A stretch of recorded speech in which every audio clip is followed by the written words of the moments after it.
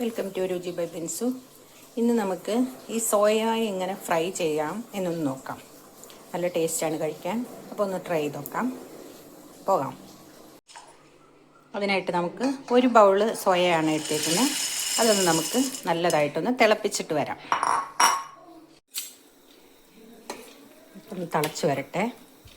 Just ഒന്ന് തിളച്ചാൽ മാത്രം മതി. ഉപ്പും മഞ്ഞൾപ്പൊടി ഇട്ടിട്ടുണ്ട്. ജസ്റ്റ് ഒന്ന് തിളച്ച് കഴിഞ്ഞാൽ അന്നേരം നമുക്ക് തീ ഓഫാക്കാം. തിളച്ച് തുടങ്ങിയിട്ടുണ്ട്. ഇത്രയും മതിയാകും. ഇനി നമുക്ക് തീ ഓഫാക്കാം. നല്ലതുപോലെ തിളച്ചതിന് ശേഷം പിഴിഞ്ഞ് നല്ല വൃത്തിയായിട്ട് കഴുകിയെടുത്താണ്. ഇതിനകത്തോട്ട് നമുക്ക് എരിവുള്ള മുളക് പൊടി, കുരുമുളക് പൊടി, ഉപ്പ്, അല്പം ഗരം മസാലയും കൂടെ ചേർത്ത് ഇട്ട് കൊടുക്കാം. കുറച്ച് കറിവേപ്പിലയും കൂടെ ഇട്ട് നല്ലതായിട്ട് കുഴച്ചെടുക്കാം. നല്ലതായിട്ട് പുരട്ടിയിട്ടുണ്ട്. ഇനി നമുക്കിത് ഒരു 10 മിനിറ്റ് റെസ്റ്റ് ചെയ്യാൻ വെക്കാം. ഞാൻ പാൻ വെച്ച് എണ്ണ ഒഴിച്ച് കൊടുത്തിട്ടുണ്ട്. ഇനി നമുക്കിത് ഫ്രൈ ചെയ്തെടുക്കാം. എണ്ണ നല്ലപോലെ ചൂടായിട്ടുണ്ട്. നമുക്കിത് ഇട്ട് കൊടുക്കാം.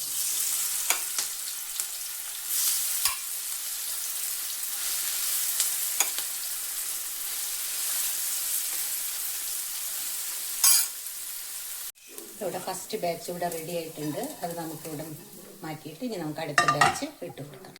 സെക്കൻഡ് ബാച്ചും ഞാനിവിടെ ഇട്ട് കൊടുത്തിട്ടുണ്ട്. അതും കൂടെ നമുക്ക് ഫ്രൈ ചെയ്ത് മാറ്റാം. അടുത്ത ബാച്ചും റെഡി ആയിട്ടുണ്ട്. അതും കൂടെ നമുക്ക് ഇതിനകത്തോട്ട് മാറ്റി കൊടുക്കാം. ഇനി അതേ പാനിലോട്ട് തന്നെ നമുക്ക് അല്പം എണ്ണ ഒഴിച്ച് കൊടുക്കാം. ചോപ്പ് ചെയ്ത് വെച്ചിട്ടുള്ള ഒരു 2 സവാള ഇട്ട് കൊടുക്കാം. നമുക്ക് അല്പം ഇഞ്ചി വെളുത്തുള്ളിയും കൂടെ ചതച്ചത് ഇട്ട് കൊടുക്കാം. 2 കറിവേപ്പിലയും കൂടി ഇട്ട് കൊടുക്കാം. ഈ സമയത്ത് നമുക്ക് ഒരു ചെറിയൊരു കാപ്സിക്കം അരിഞ്ഞത് ഇട്ട് കൊടുക്കാം. നമുക്ക് ഒരു തക്കാളി അരിഞ്ഞതും കൂടെ, വലിയൊരു തക്കാളിയാണ്, അതും കൂടെ ഇട്ട് കൊടുക്കാം. ഇതിനകത്തോട്ട് നമുക്ക് 1 ടേബിൾ സ്പൂൺ കാശ്മീരി ചില്ലിയും ഒരു 1/2 ടീസ്പൂൺ ഗരം മസാലയും കൂടെ ഇട്ട് കൊടുക്കാം. കുറച്ച് മല്ലിയില കൂടി ഇട്ട് കൊടുക്കാം. ഇപ്പം പൊടിയുടെ എല്ലാം പച്ചമണം മാറി നല്ല ഫ്രൈ ആയിട്ടുണ്ട്. ഇനി നമുക്കിതിനകത്തോട്ട് നമ്മുടെ ഈ ഫ്രൈ ചെയ്ത് വെച്ച സോയ ചങ്ക്സ് ഇട്ട് കൊടുക്കാം. അപ്പോൾ ഞാൻ മസാല ഇട്ട കൂട്ടത്തിൽ മസാലയിലും ഉപ്പിട്ട് കൊടുത്തായിരുന്നു കുറച്ചുകൂടി. അപ്പോൾ അതുകൊണ്ട് ആവശ്യ സമയത്ത് നമ്മൾ മസാലയിലാണ് ഇച്ചിരി ഉപ്പ് ചേർക്കേണ്ടത്. പിന്നെ ഉപ്പ് ചേർത്ത് കഴിഞ്ഞാൽ അവിടെ ഇവിടെയൊക്കെ പിടിക്കും. അപ്പോൾ ഇവിടെ നല്ല സൂപ്പറായിട്ട് ഇത് റെഡി ആയിക്കൊണ്ടിരിക്കുകയാണ്.